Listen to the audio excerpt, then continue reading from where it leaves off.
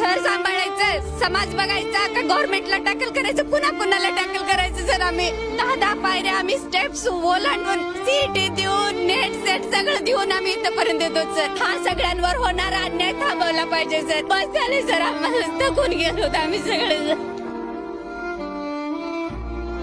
कसं सांगाव सर या सरकारला. आम्ही 24 तारखेला एक्झाम दिली, 2019चा पेपर रिटर्न केला त्यांनी. ते पेपर पण रद्द करण्यात आला. आज जो पेपर दिला असा ज्या सी आणि डी ला सील नाहीये, ए आणि बी ला सील आहे. आणि सी आणि डी चा पेपर पूर्ण झेरॉक्स पेपर आहे, काही काहीला सील नाहीये. एवढी सगळी तुम्ही मेहनत घेतली, अभ्यास केला असेल, तयारी केली असेल. सर माझं पूर्ण ऐकून घ्या तुम्ही. 13 आणि 14 क्वेश्चन आहे सर. इंग्रजीचा पूर्ण पेपर ते क्वेश्चन 13 आणि क्वेश्चन 14 वेगळा. मराठीचा पण 13 आणि 14 वेगळा. आम्ही कुठली प्रश्नपत्रिका सोडवायची, मराठी सोडवायची का इंग्रजी सोडवायची. एक तरी ही अन्यायकारक एक्झाम आमच्या सगळ्यांवर लादून ठेवलेत. घर सांभाळायचं, समाज बघायचा का गव्हर्नमेंटला टॅकल करायचं, पुन्हा कुणाला टॅकल करायचं सर. आम्ही इव्हन एवढे विद्यार्थी इतक्या दुरून येत आहेत. आज संप आहे, कोण कसं जाणार हे ना आहे का काहीतरी. एक तरी हे लोक आमच्यावरती 10 पायऱ्या आम्ही स्टेप्स ओलांडून सीईटी देऊन नेट सेट सगळं देऊन आम्ही इथपर्यंत येतो सर. चालणी परीक्षा मुलाखती देऊन आम्ही इथपर्यंत येतो. आमचा काय गुन्हा आहे, आमच्यावर काय याने आम्हाला त्रास द्यायचं ठरवलेले आहेत. एक तरी सर सगळ्यात सांगू का, एक मुलांना त्यांना सांभाळून दाखवा. मीच विचारते त्यांना परीक्षा कसं द्यायची राहते.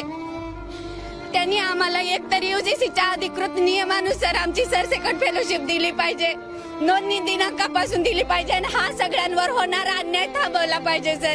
एवढी कळकळीची विनंती. आता बस झाले सर, आम्हाला थकून गेलो होतो आम्ही सगळे. थकून गेलो.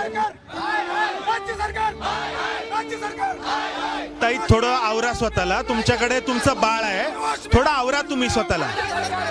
एक मिनिट तुम्ही आवरा तुमच्या स्वतःला. तुमच्याकडे तुमचं बाळ आहे. जन्मून काय फायदा आहे. उच्च शिक्षण ऐका ना, मला तुम्ही थोडं सविस्तर सांगा की तुम्ही कुठून आलेला आहात आणि या फेलोशिप साठी तुम्ही कितव्यांदा प्रयत्न करतात. सर आम्ही ऑलरेडी पेट एक्झाम क्लिअर झालेली आहे सर. त्याच्यासोबत सेट एक्झाम जरी क्लिअर केलेली आहे. इव्हन मुलाखत द्या, तिथली पायऱ्या ओलांडा, तिथे सगळ्या चालण्या परीक्षा द्या. तेवढं होऊन आम्ही सिनॉप्सिस कन्फर्म करून RRC ची मुलाखत पूर्ण करून आम्ही इथपर्यंत येतो सर. नगरहून येणं जाणं एवढं सोपं आहे का. तुम्ही अहमदनगरवरून आलेला. हो सर. किती महिन्यांचं आहे बाळ. हा 1 वर्षाची मुलगी आहे सर. माझ्या मुलाची एका मुलाची सर्जरी झाली आहे. आझाद मैदानावर आंदोलन करताना माझ्या मुलाची सर्जरी झालेली होती, तरी आम्ही बसलो सर. आमचं काय चुकलाय सर, सगळ्यांनी सांगा तुम्ही आम्हाला. सांगा की तुम्हाला जर फेलोशिप मिळाली तर ती किती मिळणार आहे, म्हणजे एका वर्षाला किती, काय त्याचा क्रायटेरिया ठरलेला सर. मंथली आम्हाला 37,000 नवीन नियमानुसार 37,000 आम्हाला देणार आहेत GRF आणि SRF ते कन्वर्ट होऊन देतील सर. पण ते सुद्धा द्यायला त्यांना आनाकानी करत आहेत, टाळाटाळ करत आहेत. काय प्रॉब्लेम आहे सर. एक तरी सगळ्यात संशोधनाचा ना महाराष्ट्रात 0.8% आहे सर संशोधनकर्त्यांचा. आपल्याकडे उच्च शिक्षणामध्ये म्हणजे आपण म्हणजे बोंब आहे म्हटलं तरी सुद्धा अतिशयोक्ती ठरणार नाही.